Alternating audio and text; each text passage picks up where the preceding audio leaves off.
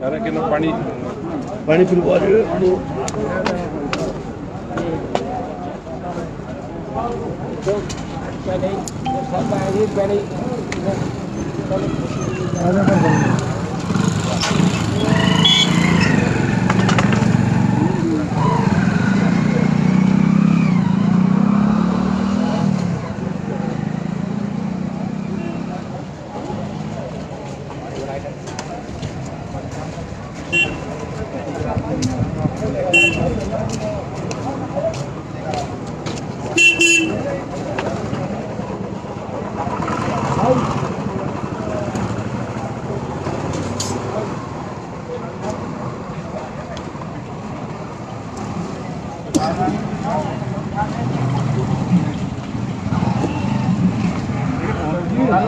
Phone नहीं है बहुत।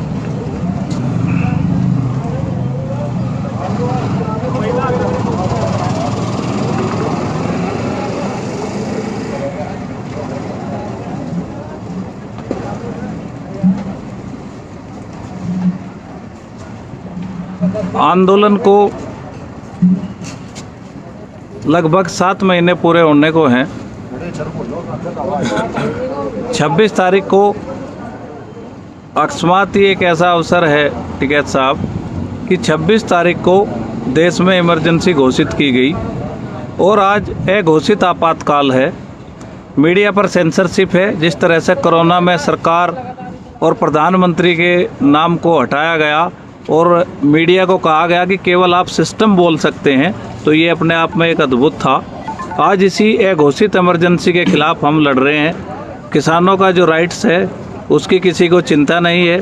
7 महीने से किसान घर बार छोड़ के सड़कों पर रहने को मजबूर हैं, तो ये किसानों के जो मानवाधिकार हैं उनका हनन है। जो यूएनओ में भी एक ड्राफ्ट आया था मानवाधिकार का, ये उसके भी खिलाफ है, लेकिन वो अभी बाइंडिंग नहीं है किसी भी देश पे। तो आज आपसे जानना चाहेंगे कि 26 तारीख में आपने एक कॉल दी है कि गवर्नर हाउस पे धरने दिए जाएंगे और गवर्नर राज्यपाल महोदय के माध्यम से देश के राष्ट्रपति को मेमोरेंडम दिया जाएगा मिलकर। तो आगे की जो रणनीति है, आंदोलन की जो दशा और दिशा है, क्योंकि बहुत सारे लोग आपको फॉलो करके तैयारी करते हैं, इस संबंध में आपसे बात करेंगे। आपका स्वागत है।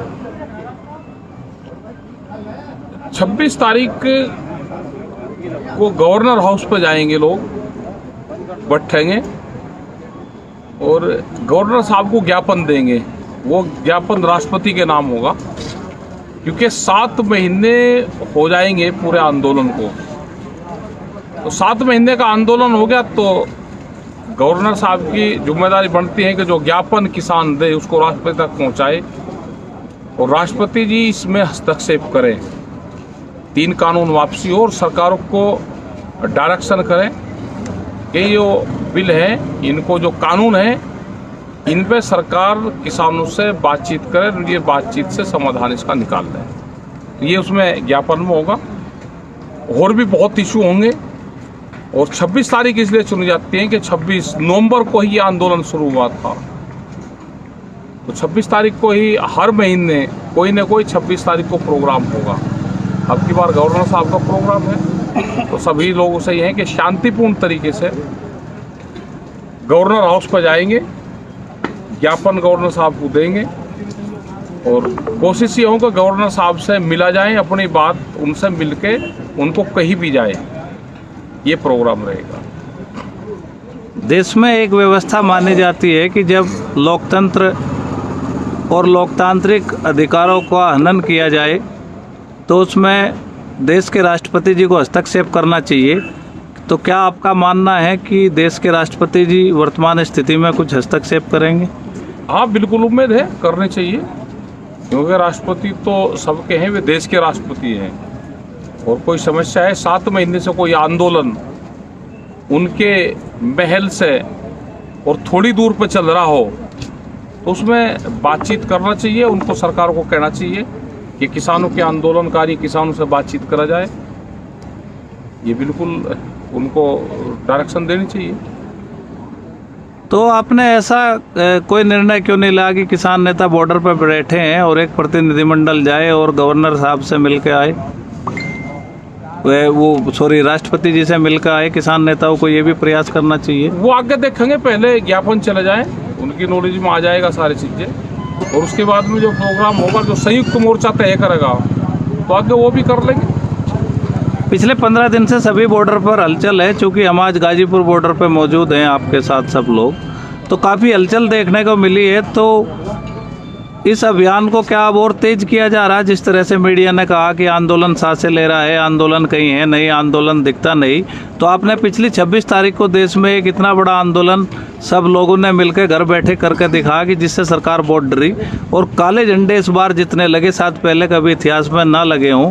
तो इस तरह का भविष्य में इस आंदोलन को इसी प्रतीकात्मक रूप में ले जाने का है, या भविष्य में बारिश के बाद कोई बड़ी एक क्राउड की भी संभावना है? आएगा, बारिश के बाद में भी भीड़ आएगी, अभी भी आएगी भीड़, और अभी कोरोना की जो गाइडलाइंस है उस पर काम कर रहे हैं। जैसे ये ख़त्म हो जाएगी तो भीड़ आएगी, भीड़ को अभी रोक कर रखा है।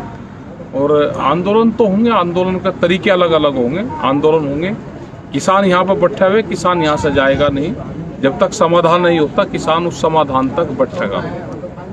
अभी एक कृषि मंत्री का बयान आया कि भाई हम तो बातचीत को तैयार हैं, लेकिन अगर आपके पास कोई ठोस प्रस्ताव है, यानी कि उन्होंने जो आपको प्रस्ताव दिए थे वो अभी इसी पे बात करना चाहते हैं। तो बार बार सरकार का इस तरह से कहना और निमंत्रण न देना, ये किस तरह से की राजनीति है सरकार की? क्योंकि समाज में देश को ये दिखाना कि हम बातचीत कर रहे हैं, किसान बात नहीं कर रहे हैं। हमने तो प्रस्ताव मानने से मना कर दिया था। अभी तो सरकार को अनकंडीशनल अगर बात करनी है तो वे बात करें, और नहीं तो जब टाइम आएगा तो हो जाएगी बातचीत। अभी कोई ज़्यादा जल्दी भी नहीं है, 7 ही महीने आंदोलन को हुआ है, कोई ज़्यादा टाइम भी नहीं अभी हुआ। 7 महीने के कुछ अनुभव? बहुत उतार चढ़ाव इस आंदोलन ने देखा। बहुत लोग जो आंदोलनकारी साथी थे वे यहाँ पे आते और यहाँ से जाते दिखे। बहुत नए लोग आए, बहुत क्रांतिकारी विचारधारा के लोग आए, बहुत लोग गए, बहुत एलिगेशन इस आंदोलन ने झेला। इस आंदोलन ने करीब 12 तरह के मौसम देखे, तो सब चीज़ें इस आंदोलन में यहाँ पे देखने को मिली। जी, भविष्य में किस तरह से मोर्चे को मजबूत किया जाएगा? मोर्चा तो मजबूत है, मोर्चा तो गांव के लोग मजबूत करेंगे। गांव के लोग पूरी तैयारी के साथ में दिल्ली की तरफ को ट्रैक्टरों का मूव करके बैठे हुए हैं। जब भी उनको कॉल होगी, कोई ज़रूरत होगी तो वे यहाँ पर आएंगे। और देश का जो नौजवान है वो इसकी रीढ़ है पूर्ण रूप से। और इसके 3 इसके वे हैं, टैंक, ट्रैक्टर और ट्विटर, और तीनों को नौजवान चलाता है। तो पूरी मजबूती के साथ में, पूरी शान के साथ में, पूरी ताकत के साथ में तीनों चीज़ों को बेबाक तरीके से अपना चलाते रहें, तो ही इसकी आज़ादी, किसान को आज़ादी मिलेगी, नौजवान को आज़ादी मिलेगी, महिलाओं को आज़ादी मिलेगी। ये पूर्ण रूप से किसानों की आज़ादी की लड़ाई है। इस लड़ाई में सब लोग शामिल हों। देश के प्रधानमंत्री जी जो आए दिन आंदोलन पर बयानबाजी करते थे, अब कुछ बोल नहीं रहे, तो क्या संभावना है सरकार से? सरकार से तो अभी कोई संभावना है नहीं। सरकार तो विचार कर रही होगी सरकार, क्योंकि इलेक्शन है उत्तर प्रदेश का, तो बहुत मथन चला हुआ है। तो कोई ना कोई विचार कर रही होगी सरकार के आंदोलन को कैसे ख़त्म करा जाए, बातचीत करी जाए, इनकी डिमांड माननी जाए, नहीं माननी जाए, ताकत का इस्तेमाल करा जाए, तो उस पर विचार कर रहे होंगे प्रधानमंत्री जी।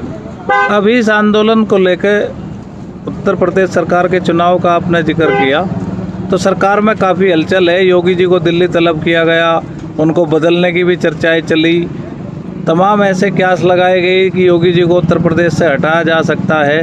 तमाम मंथन हुए, कई बड़े नेता उत्तर प्रदेश में गए, उसके बाद उन्होंने फीडबैक लिया। तो किसान आंदोलन से काफ़ी चिंतित तो है सरकार। तो क्या उत्तर प्रदेश का चुनाव ही ताले की चाबी बनेगा इस आंदोलन की? बिल्कुल ताले की चाबी बनेगा, और चाबी किसान के पास में होगी, क्योंकि बहुत मसले किसानी के हैं। गन्ना भुगतान का एक बड़ा इशू उत्तर प्रदेश का रहेगा, उत्तर प्रदेश और उत्तराखंड का।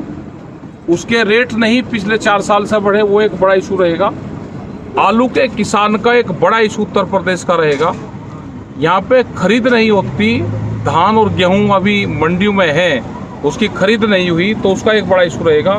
बिजली का पूरे प्रदेश में एक बड़ा इशू रहेगा कि पूरे देश में सबसे महंगी बिजली उत्तर प्रदेश में है।